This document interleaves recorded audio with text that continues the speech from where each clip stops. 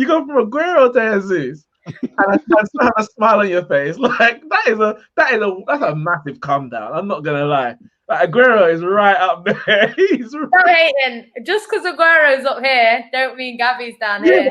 But the drop off, it's like, okay, it's not the same, but no, it is. It actually is. It's like Man United last year when Pogba and Bruno they're out, and when they're playing, it's like, oh yeah, great stuff. And then when they're injured, it's Lingard and Pereira. And listen, I was about to say I respect Jesus, but Lingard scored more World Cup goals than him. So what can I say in it? Like that is the drop off. What's his name? Lingard scored the winning goal in the FA Cup. Dead. The winning goal in the FA Cup final. He's barely a footballer. So bring him into the conversation. What are you talking about? That is the left. That is the drop. No. The gap between him and Bruno is the gap between Aguero and Jesus. That's why you want Haaland. I don't blame you. I would want him as well if Jesus was my backup striker.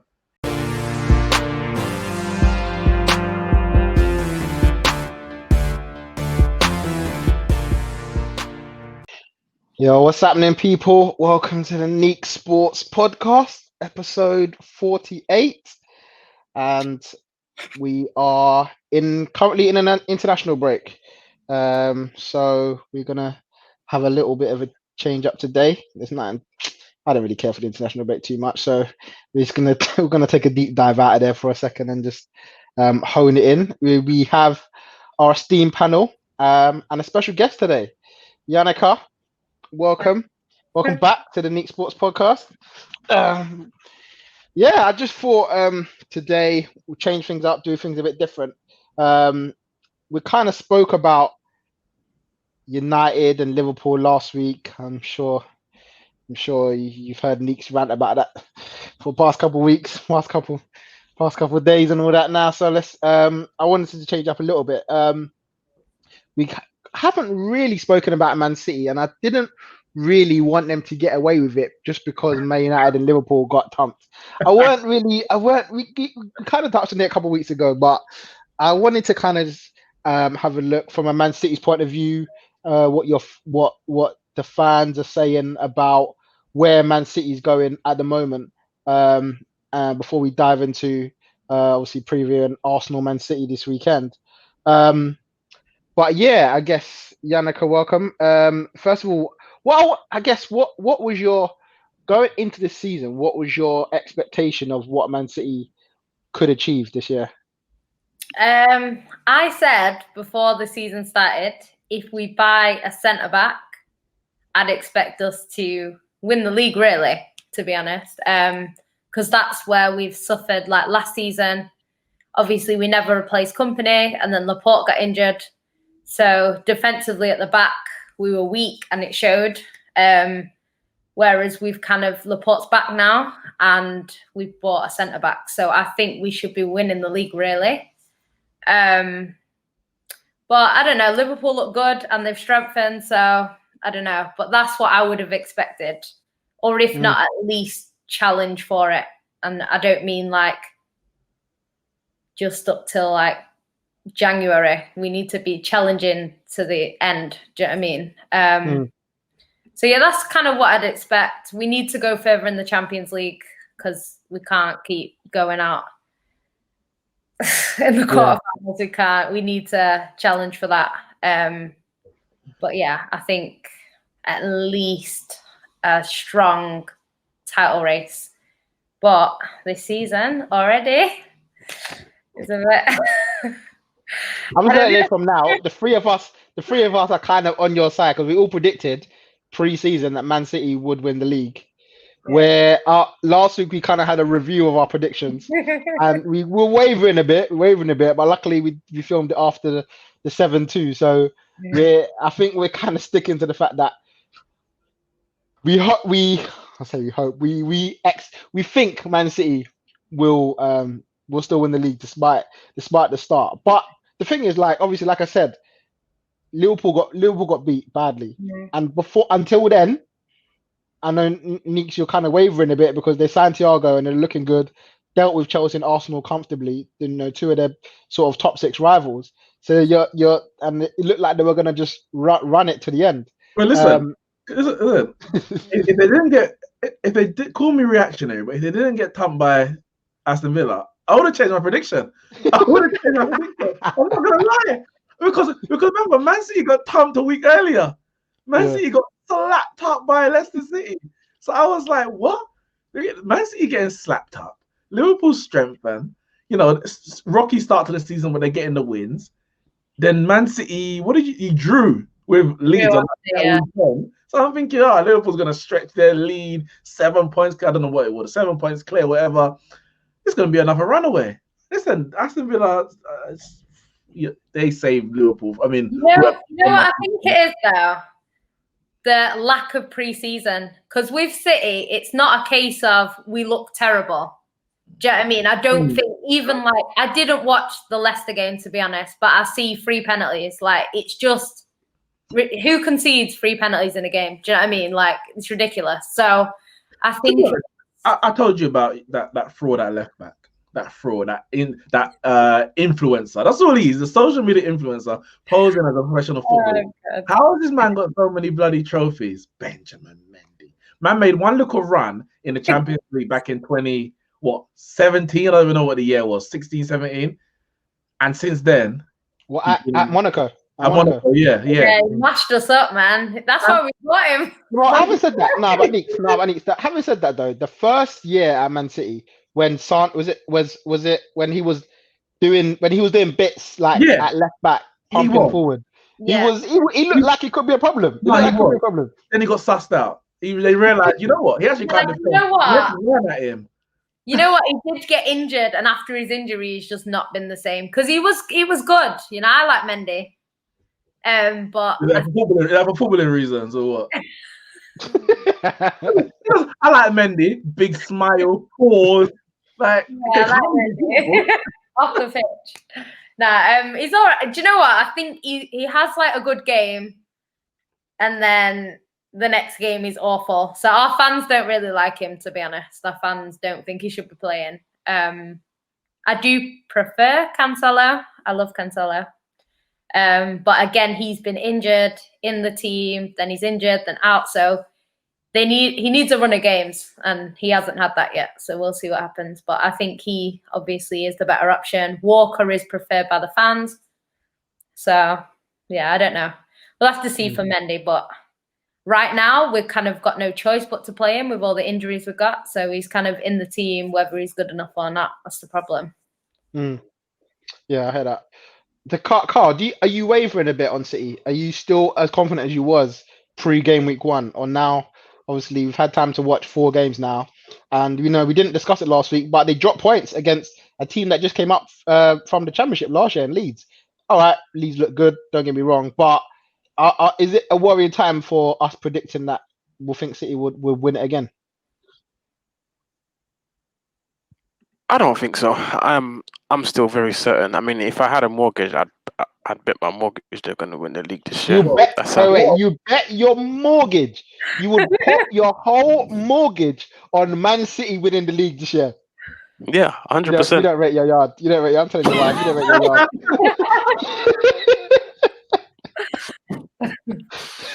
Yeah, no, bro. I'm certain. I can see it. I mean, they've gotten off to a rocky start, but there's still more to come from them. I mean, I'm expecting Aguero to come back and start firing on all cylinders. Like they're playing without a striker. They're playing without a striker. Long enough to get them a 10-15 point lead. Long enough. 10-15 point lead. They're not. Wait, a 10-15 point lead. They're not even ahead right now. How are they they have to get ahead to then get a 10-15 point lead. I'm aware of that. You know what? I think it will be a lot closer this year. I think there is a point in there about who's out, because, do you know what I mean? Any team without their key goal scorer, which for us it would be Aguero, any team with that person out is going to struggle. And when City kind of have people out, because we've got such a big squad, people say, they should be winning anyway. Like, there's certain games, that Leicester game, we don't lose that. with Aguero on the pitch. I don't believe that. I don't believe because he always scores against Leicester and he normally scores more than one. So what is he stopping Kyle Walker from pushing man to the ground and Mendy and Garcia? No. I'm not saying. Defensively, you know, we were a mess that game, but still, like we played Leicester before, and like Aguero scores 2 or 3 every time. So I'm not saying it would have happened. Maybe you said you outscore them. They'll score 5. You score. We probably would have just outscored them, or maybe you know Aguero would have more of the ball. I don't know, but I just don't think. I haven't seen the game, but I just think from what I could see from the game, I just thought, I don't know. I don't know. I think some of these games, especially the Leeds one, Aguero is probably going to score in that game. That changes things. If we had Yap Stam, we would have conceded 6. I mean, listen. Aguero. No, but the thing is, Aguero is injury prone. I feel like we're at the level now. We're looking at him now, not when he first came, but looking at him now. You say, look, he will miss a chunk of games for Liverpool, for Man City this year. The difference is, I think, at the moment, is that the Salah, Mane, and Firmino front three of Liverpool are they're looking at, well, pre-COVID, they were looking at 38 games a season. Like they were there week in, week out, and that's, I think, the big part of the reason why they won the league is because you know they needed to be there. And people are saying the one reason they conceded so many is because they didn't press as hard against Villa, and that was without Mane. So we're already seeing how that much of an impact is. Now, if Aguero comes back this next month, he's not going to make it. He's not going to make it. He's not going to make it the whole season. No, yeah, he won't. But we won't have both strikers out all season. We've literally got no striker right now. So we're playing Sterling up front. Sterling's now injured, so he ain't playing against Arsenal. What? So what? Apparently. That's well, he didn't go to he didn't go. I mean, international breaks. That kind of one where you don't really know, innit? Like he didn't play for England, but I mean, is he in my fantasy team? Do I need to take him out of my fantasy team if he's in there? I can't remember. Well, boy, it said that he withdrew from the squad for injury. Yeah, he withdrew from the squad. Coming back, he didn't say what he's injured with. KDB's withdrawn from the Belgian squad as well. Injury. Exactly. I don't believe it does say somewhere that it's tiredness because he played 6 games in quick succession. So I don't know if that's true or if he's injured. I don't know. But listen, Pep's got a hold on these international managers, man. Don't worry about that. But Kyle, 15 points, really? You want to take that back? I said 10 to 15. Don't misquote me. 10 to 15. That ain't no better, bro. No, the reason why I say that, right, is because I'm making my predictions based off the fact that we're going to be playing a whole season during COVID times, and that's it. Unless the season gets stopped, it gets halted or it gets cancelled, then yeah, I will say different. But other than that, I'm looking at it and I'm like, players in all 20 teams, all 20 clubs in the Premier League, they're going to have players out due to being tested positive for COVID. I mean, Liverpool have already had 3 players. Thiago, then Mane was next, and now Naby Keita. Naby Keita on international duty got tested positive, and this is going to be a theme all season. It's going to have to be all season. It might be a bench player. It might be a key player. You don't know, but it's going to happen all season. And I don't think any team in the league are as good as Man City being able to cope with that. Like, Sterling will test positive, for example, and then you've got Mahrez and Bernardo Silva. Like, Kevin De Bruyne gets tested. I mean, obviously no one can replace Kevin De Bruyne, but they still have quality players. Foden, Bernardo Silva can play there. Obviously Fernandinho, Rodri. Like, they're able to throw players in for a week or 2 while they self-isolate and maintain a very strong team. Whereas, for example, we had Liverpool, who had an unfortunate injury to Alisson in training, and then Mane tested positive, and then absolute shambles the next game, an absolute shambles. And Alisson's out for a while, isn't it? Alisson's out for like... Yeah, he's out. He's out for a while. So putting that into consideration, like, we could come into the weekend's Premier League games, and Naby Keita has, he shouldn't do because it happened on international duty, but he may have spread it to a teammate or 2, and just before the Premier League starts and they do the next round of testing, he could say, Firmino, tested positive, and now they got Firmino, Naby, and Alisson out of the next game against Everton, and then now that game's looking rough. That game is looking rough. It's Everton, at informed Everton, so it's a different season. Players are going to be falling out due to COVID reasons, and I just don't think anyone's going to be as good as Man City is dealing with those situations. I'm very wary about how strong Man City squad actually is. Like, they've lost Sane, they replaced him with Torres. I don't really know who he is. I don't know how good he is.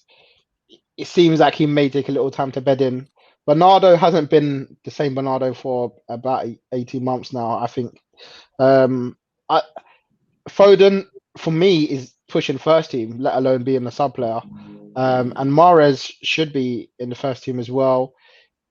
Jameis is Jameis, isn't it? He'll miss half his chances that he gets anyway. So Aguero is that, and Jameis comes in. I don't trust that. He's quality, bro. He's quality. I feel like Man City's backup squad right now isn't as good as it was 2 years ago. Yeah, it's not. It just doesn't feel like it's the flip it and that they'll go win the game. If they played a full second string, I think teams can beat them in the Premier League. So I'm just wary about how good their second team is. I don't know what. I don't know. I think is as good. The only missing player is David Silva, really.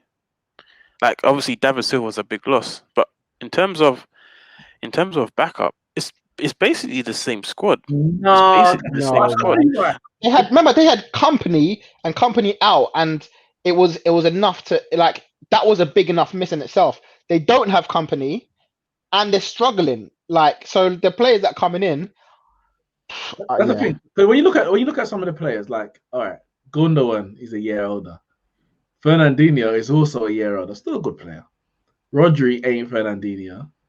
Their centre backs the defenders, to be honest, have just declined in the Laporte and Ruben Diaz. I think they're going to be a good partnership as long as there's no issues. But the backup, Otamendi's gone. They've got in, John Stones just got worse and worse. Like, every year he's been there. Garcia's decent, to be fair. He's not a long-term option, but he's decent. They haven't got a left back. Okay. Oh yeah, I forgot about Ake. Is he going to be playing left back, mate? I don't know. They might have to, because Mendy's dead. Angelino's not there. Delph ain't there. Is Zinchenko still there? Yeah, he's injured there. And it's like they ain't got a left back. I just feel Cancelo, innit? Well, yeah. Cancelo wasn't fit for 5 games, but apparently he's back now because he played for Portugal. So, but will Pep play him as left back? Will Pep say you're going to be my left back? I don't think he will. I can't see Pep saying Cancelo is going to be my left back. I still feel like he was bought as a backup for Kyle Walker, maybe to push Kyle Walker for the right back. But I can't see Pep saying, "This is it. You're going in as my number back. When everyone's fit, you're going in as left back." I can't see it. I don't know. I can't see it. I think he will probably. It depends how bad Mendy gets. If Mendy is still playing as bad consistently, he has to get dropped. But yeah, I think it may end up being Ake or Zinchenko. But yeah, I just don't feel like it's as strong as it was. But it could be strong enough to win the league, because I think this year, I think it is going to be a bit more closer this year, and it will just be about who's got enough in the tank to carry them through. I think because I said, like, last year when we were doing like season predictions, I thought if Liverpool get injuries, because obviously they didn't have Thiago then, so their midfield was a bit average. Do you know what I mean? And I was saying if they got injuries, they would struggle, and they didn't. So they just went through the season. They didn't get injuries, and then we were completely out of the race anyway. So they didn't need to sort of, I think if we were 2 points behind, might have been a little bit shaky towards the end, but they'd already won it from way back. So they didn't feel that pressure, of, are we going to win the league? Are we not? They'd already won it. But I think, if they'd have had injuries like we've seen with the 7-2, like it was 2 key players out, and it's a completely different game. So City are the same, but with us, like if we have, like we had Aguero out, we've had Laporte out with COVID, we've had our players, out. And I think because we've got such a big squad, people kind of say, oh, well, City should be winning anyway. But when it's Liverpool, it's well, Mane didn't play, so this is why we lost. Do you know what I mean? So I think, I don't know, when our team are fully fit, like if we had a fully fit squad, we should beat anyone really. But it's keeping everyone fit, and with COVID as well, people go out to that. It's going to be difficult because they're saying now Ronaldo has tested positive or something. So they say. So yeah, it's whether Diaz has got to isolate. Apparently, he tested negative, but if not, then we're in a bit of trouble already. So. I mean, listen. Once you mentioned that, I want to get into quickly about your transfer window because we got to be honest. Your number one transfer target was Koulibaly. I think I think it's very, very well documented that you wanted to go for him, and Napoli up. It was actually documented on their website when they announced Ruben Diaz at the bottom right, win a free Koulibaly shirt. Come on, I mean, you don't get more obvious than that. And Napoli obviously had the whole thing with Jorginho before, and didn't like the way you dealt with it. So they were like, we're not giving you Koulibaly. And then we heard about Messi wanting to dip. All of a sudden became Man City number one targets for Messi. Looks like Messi going to be in. You had the contracts ready for him to sign if he came. And then you end up signing, obviously, Ake, Torres, and Diaz. Imagine going from Messi to Ferran Torres. No, Ferran Torres came in way before. He was in before. Him and Ake were in. Stop ruining my narrative. Man City went from Messi to Ferran Torres. That is the level of the club. That's my narrative, and I'm sticking to it. You stick with that. And they missed out. They missed out on Koulibaly, and Nathan Ake was the next target. And then you obviously Sane left, which we know about from before. Otamendi left as well. Claudio Bravo left, and you signed Scott Carson on loan again for some reason. Like end of the season, that one. What's your thoughts on that transfer window? Well, I was very vocal about KK. I wanted him. I thought we needed a replacement for Company. We needed experience. We needed a leader. And I thought Koulibaly offered them things. I was a little bit concerned with it being Napoli because City and Napoli don't have a good relationship when it comes to transfers. So I knew there'd be issues there, and that's what happened. There was issues from the beginning. So yeah, I think City, they kind of have created this transfer thing where they won't budge. If they want to pay a certain amount of money, they're not budging. It happened with Van Dijk, it happened with Maguire. Which I like because I don't want to be in a situation where we're just paying whatever people ask. Do you know what I mean? So I think we do need to keep that kind of discipline.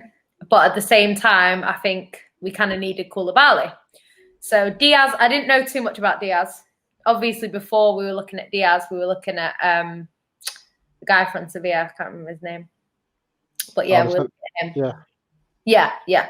So obviously, I didn't really know anything about either of them, to be honest. But Diaz looks kind of like he's a leader. He's quite young. He's only 23. So long-term wise, he is probably a better option for us. But, it's whether, I don't know. Until he fits in the squad, we don't know. Because we bought Company as a midfielder. And he turned out to be, the best defender we've had. So I don't know. I would not judge him yet. I know people watched him the other day and said he was amazing against Mbappe. And he looks like he's a proper leader where he is, at Benfica. The players all say, he's a leader and stuff. So we'll see. But he looks good. Neeks, does it change the narrative of other players looking at their defense, knowing that they didn't get Koulibaly, and if it was a Koulibaly Laporte thing, it would have looked mad. Like it would have looked mad, and you have to change the way you play. Whereas Diaz, is it the same sort of thing? The thing is, maybe 10 games into the season, we might all say, "Oh, you know what? This Diaz guy is actually top draw." Like not that he's not a very good defender, but there's still a bit of an unknown about him. Now, Koulibaly might have been the other way. We might have been all expecting. We'll be expecting. Oh yeah, they're not going to concede a goal all season, and then next thing you know, he's falling flat on his face, like trying to chase Danny Ings or something like that. But it's definitely at the moment you still feel underwhelmed about Man City's transfer market. But then, to be fair, a lot of their signings, obviously, there's some key ones, like some Raheem Sterling, even Kevin De Bruyne to an extent. When they're signed, when those players are signed, you're like, yeah, top quality signing, Mahrez. But a lot of their signings that have been key to their wins, it's been like, okay, they spent money. I didn't scout them, you did. Let's see, and it turns out to be very good buys. The likes of like when Sane came, no one was going head to the heels. They knew he was a good player, but is he going to be a Premier League winner? You know, Edison, all right, that's because Bravo flopped. Let's see, he's not another Claudio Bravo, etc., etc. So Diaz might be one of those where it's like, okay, you signed him, now let's see. As opposed to Koulibaly, the expectation would be through the roof, and maybe that might benefit them because the expectation might be a bit lower, and he can settle in easier into the Premier League. I have to trust Pep's system of recruitment because he's got clout behind it. However, he's bought a few defenders, and a few of them haven't worked out. So the jury is still out. In general, his recruitment is fine. I guess midfield going forward, but the defending one does leave a bit to be desired, to be fair. So I guess that's one thing that we have to wait and see. But if he can slot in, their big Achilles heel is their defense. So if you fix that, they are ready. They're always ready to win a title if they just plug that little gap here or that little gap there. Is the Ake signing good enough to cover if any injuries? No, or is it a bit weird? All right, no, not that. 40 mil. They had to get a Diaz or a Koulibaly.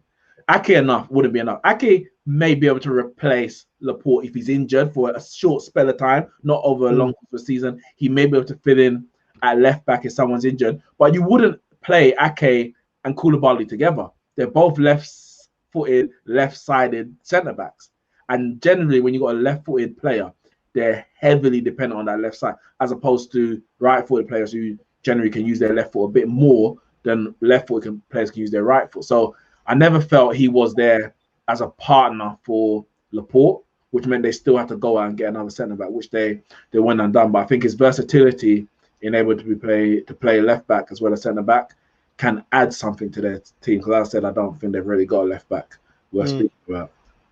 Well, I think that's why we bought him, because one, he's experienced in the Prem. We needed someone that's Prem proven. He is versatile, which Pep loves. Do you know what I mean? And also, he did well for Bournemouth. People say, they got relegated. But I think something like nobody's dribbled past him or something. Like he's done quite well. So I don't know. I think for him, obviously, he was brought in as like a backup. He's never going to be the main guy, But the way City are, we play so many games. Like Laporte is not going to be able to play every single game, And then obviously we were always going to get like a key sign in, which would be like the Koulibaly, the Diaz. That would be our key signing. But again, there's no guarantee that player is going to be good. You bring him into the Prem and you hope for the best, but really there's no guarantee. Even if we got Koulibaly, there's no guarantee that he's going to be good in the Prem. So we just have to hope, So with Ake, it's a bit more, we know he's good in the Prem, So I don't know. I will have to see what happens throughout the season, but I think I'm quite happy with the defense considering what we had and what we now have is definitely an improvement. And like I say, last season, going forward was not really, even though saying that we weren't clinical enough, we still scored the most amount of goals. So going forward, it's not really the big issue. It was the defense, because we would concede too many goals. Like every game we play now, I'm not expecting a clean sheet. So I'm hoping under Diaz and Laporte, then we can start getting some clean sheets and hopefully go on a bit of a run. But it's not been like that. Yeah, I heard that. And just lastly on the Messi thing, Carl. We know we've spoken about Messi in detail with regards to Barcelona, but for Man City, is it I don't want to say a panic, but is it a a mad rush. Like if they were to go for Lionel Messi, having not really been looking at him because maybe he wasn't available, but to all of a sudden pipe up and be like, contracts are drawn, he's the number one. If he's available, like we're going for him. Or is it just like you have to be reactionary in the market to who becomes available and would it have really made sense for them to have just done it for the amount of money they'll be paying him on a weekly basis? Yes, it would have made perfect sense. Obviously, him and Pep have history. A lot of people always like to bring up the fact that Pep's never won a Champions League without Messi. So for me personally, if Messi goes to Man City, that same year, whatever year it is, that same year, Man City are Champions League winners. They win the Champions League like straight away that year. They win the Champions League. 15 They win the points Champions there, League. Champions League winners. Yep, 100%. Like if you think about it, right? Like he's been carrying Barcelona for how many years, and there's a bunch of dead wood. Now, if he goes to a team, obviously with a manager that's played with him as that's coached him before, and coach players around him, and you're playing with a team that's able to supplement you, not a team you're going to that you're going to have to carry more dead wood. Not only is it going to elevate him, it's going to elevate him, and it's going to elevate the whole team. Like when Pep came to Man City, we saw established players there like Aguero, Kevin De Bruyne, so on and so forth. Their game elevated even more. They were world class before, no doubt about that. But Pep has this reputation of making world class players even better. And if Messi was to join Man City, that's just like another Pep joining Man City. Then players are gonna get even better. Like Messi, I'm telling you, they're winning the league, probably breaking a 105-point barrier, winning a Champions League. It'd be a madness. It would have made perfect sense. Don't have to worry about the defense. They outscore everyone. I saw an article. I'm sure it was in the Athletic last week. They're saying that like the contract is still there, the offer's still there for next year when he does become available on a free. Does 1 year on still sound like a 34-year-old achy legs Lionel Messi on 900 grand a week or whatever he wants? Is that still worth it, or does this year like a scouting is to say, okay, has he still got it? You know what? I was gonna on. say, like, apparently, when that transfer was like in the air and they were talking about it, they were saying that Messi actually pays for himself. The amount of money they get for him. You know, it's not a case of, oh, okay, we're paying him this amount of money. But I do agree with what Kyle said.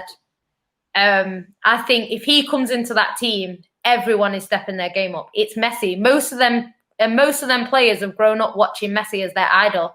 They're not going to want to look rubbish. So I think everyone's stepping their game up. So I'm not saying we're going to go and win everything if he came, but I think everyone is going to improve. And that's, you know, they're not going to want to miss out on playing with Messi. So I think the level goes up. Obviously, Pep would be happy. It's someone that he loves. So, yeah, I think it's definitely worth it. You know, I think people are saying next year our main target needs to be someone like Haaland.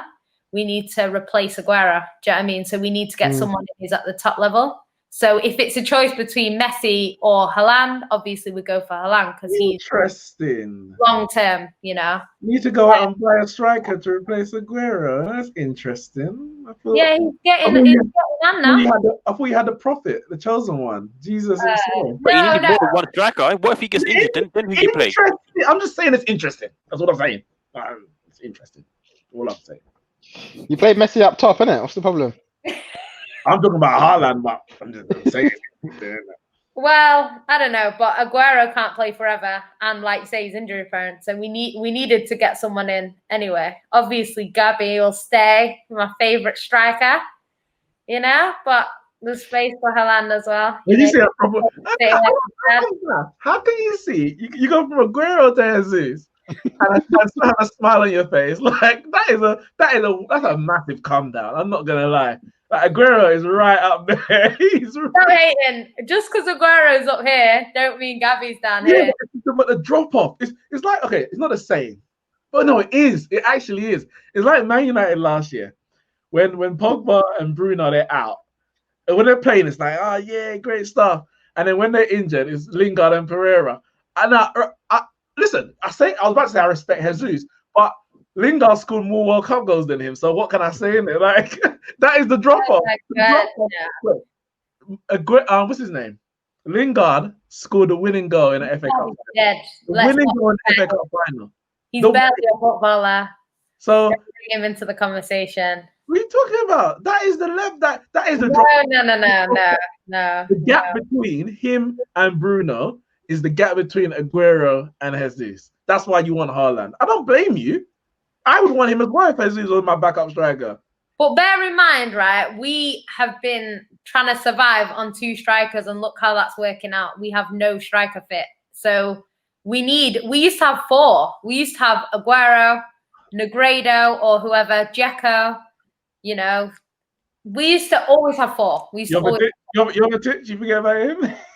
Yeah, but Yannicka, big man thing though, like, does it not frustrate you? I get frustrated, yeah, because I'm missing out on Kevin De Bruyne assists in FPL. Does it not frustrate you when you see this guy miss chance after chance after chance? Like, how can you still sit there and be happy with it? Everyone at the moment, like even Sterling is missing. Honestly, it's bad. I feel sorry for De Bruyne because he is robbed of about 3 assists per game because it's everyone really.